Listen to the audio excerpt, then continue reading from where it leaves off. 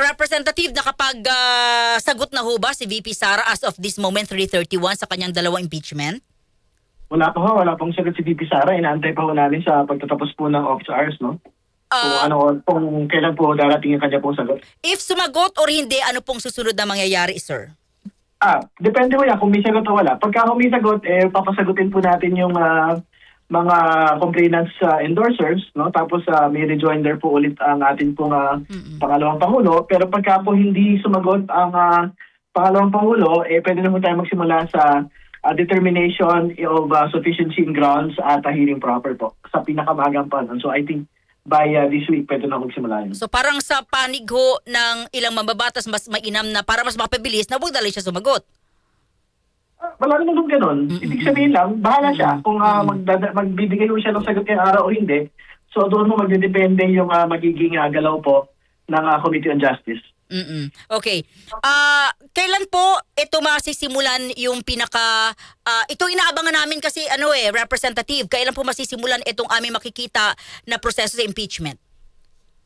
Ayun nga, again, depende ho talaga sa sagot po ni VP Sara. So kung sumagot po siya, April 8, no? Yung po inaasahan ho nating susunod pong pagdinig tungkol po sa mismong substance na ng mga asunto. Pero pagka hindi ho siya nag-submit na kahit ano, pwede na ho yan magsimula ngayong pong Miyerkules. How about po, possible ho ba ito, Representative? Halimbawa, sumulat siya, baka pwedeng bigyan niyo pa ako ng time. Pagbibigyan pa ba yun o parte pa rin ng proseso yun? Wala akong gano'n eh. So, non-extendable ho yung period. So, pagka hindi ho siya sumagot, di yun na po yun.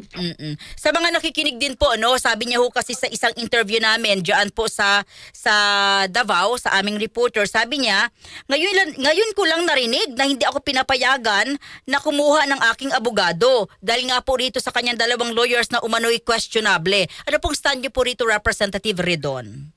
Hindi naman ordinaryong abogado yung mga sinasabi ho ni Vice President Sara.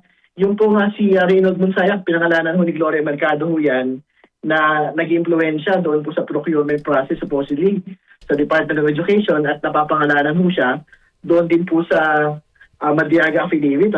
So, kumbaga, talaga meron totoong conflict of interest pagka ho pinayagan mo ng komite na si Mr. Monsayak ay magiging abogado rin po at witness resource person po ng komite. So, yun yung una. Kay Mr. Powa, ganun din ho. Siya po ay talagang mataas na opisyal. Dito po sa buong panahon na nandyan po si VP Sara sa DepEd at OPP. So hindi po pwede na payagan ho yung mga ganyan po mga pagpili po ng abogado. Okay, so paano at kailan po, tatanggalin talaga sila sa list of lawyers? Sino po magde-decide doon, sir? Malamang magkakaroon ng motion to reject, their entry of appearance. Tingko ganun po yung nangyayari sa susunod pong pagpupulong. Pero anyway, may matitira naman ng 14 pang lawyers na hindi naman tumututol yung mga member po ng komite.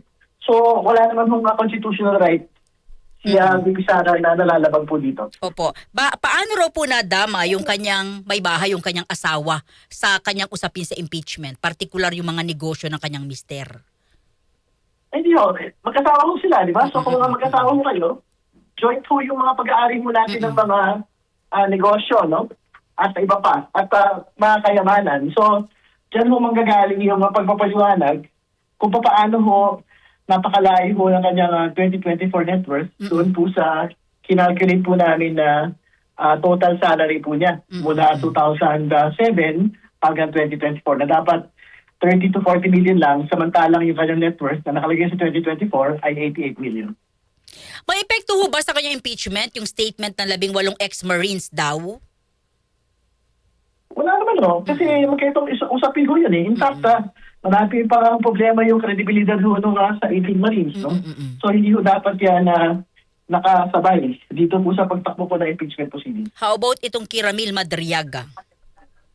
Ay pang bagay ho yun kasi direkta ho yun sa affidavit na nagtuturo na parang bagman daw siya ni VP Sara. So kailangan niyo patunayan yan.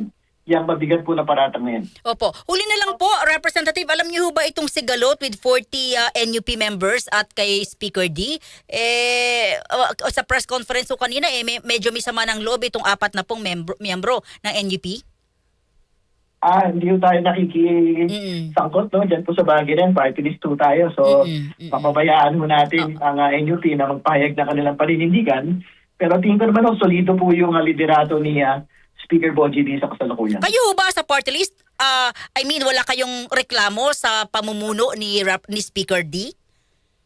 Wala naman, no? Dahil, ano po ninyo, siya ho yung nagsusulong ng mga seryosong mga reforma doon sa iba't ibang mga usapin, ano? At marami siyang mga inilatag na mga pagbabago doon po sa usapin. Halimbawa, siya nagtutulak ng political dynasty amendments, party list law amendments, no? Yan po yung mga LEDAC priorities ng Pangulo. So, tingin ko wala naman ng dahilan para magkaroon po ng disgusto sa liderato po niya, Speaker D. Eto uli na lang po talaga. Patuloy po sa pagtaas sa mga ratings si VP Sara. Sabi nga naman Malacanang, bakit gano'n yung walang ginagawa, tumataas yung ratings? May say ba kayo doon, Representative? Ay, hindi ko totoo yun, ha? Kailangan mo linawin na papataas, hindi ko papataas. Para bumaba ko ng, I think, 1 to 2%. Okay. Mula December po yung rating ho ni VP Sara. So, hindi ko totoo yun na tumaas. Kumbaga, ang tama kong pagkakasabi niyan ay nag-maintain yung kanya pong rating. At hindi pwedeng tumaas siya at bumaba si Pangulo Marcos? Ano Maintain no? lang. Kay Pangulo Marcos maintain lang din halos yung mga numero nila eh. Very modest po yung differences, no?